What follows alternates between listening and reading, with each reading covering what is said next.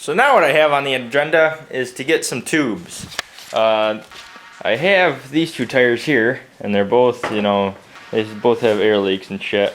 And this one's like brand new, and it has air leaks because it's dry rotted. I mean, it's new, but it was never used. So I'm gonna put that tire on my mower. So I'll put a tube in that one, and then which one of these has better treads, I'll put the tube in that.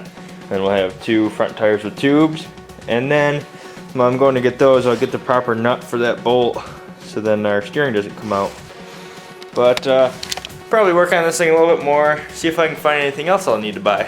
Oh shit, guys, one pug life will be right on my ass, spilling oil everywhere. So I'm heading out to the store. I'm getting a nut for this. I'm getting an oil filter, a new one. What else did I say? I was gonna get 2 bolts and 2 nuts, so I can take these on and off like cars, with your lug nuts and whatnot.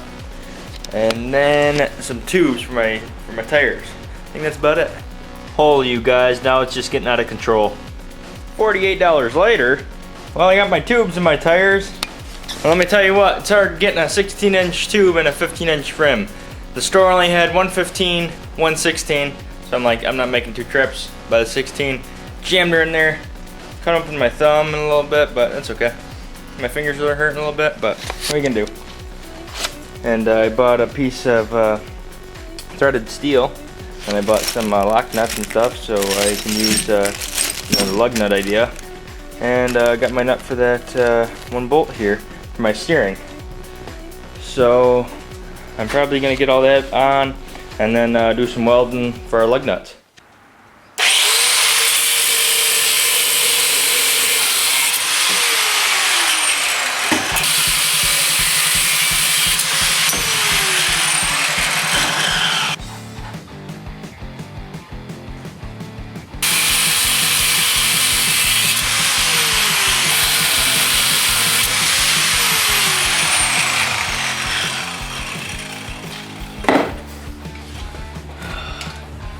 If I knew how to juggle, I would impress you guys.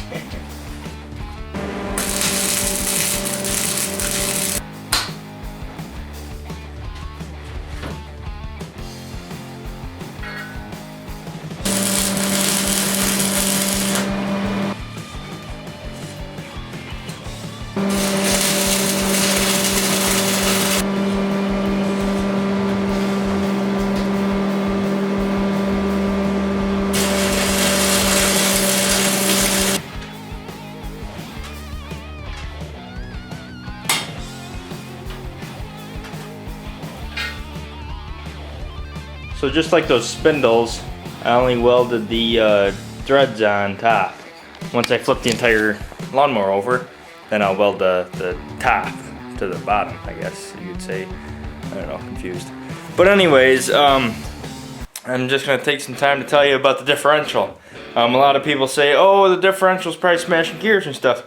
Well, it's not smashing gears. I've checked it like 3 times before it even went on the mower. It's not smashing gears. Everything's what it's doing, what it's supposed to do.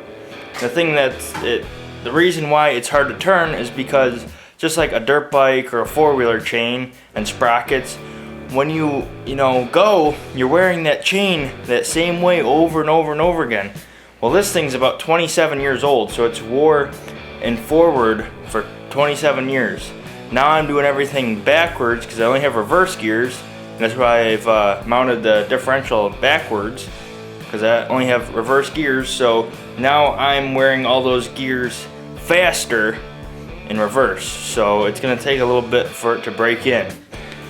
So that's my theory. I mean, like I've said, the gears aren't smashing, the bearings aren't bad. Everything's good. It just needs to break in.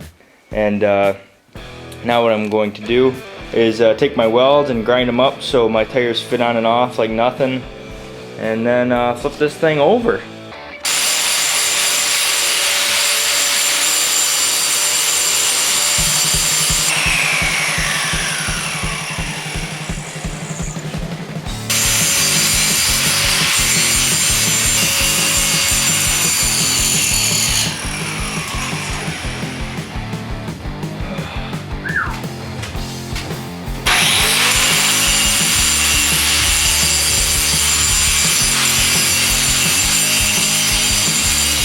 I got all 4 of the tires on the beast.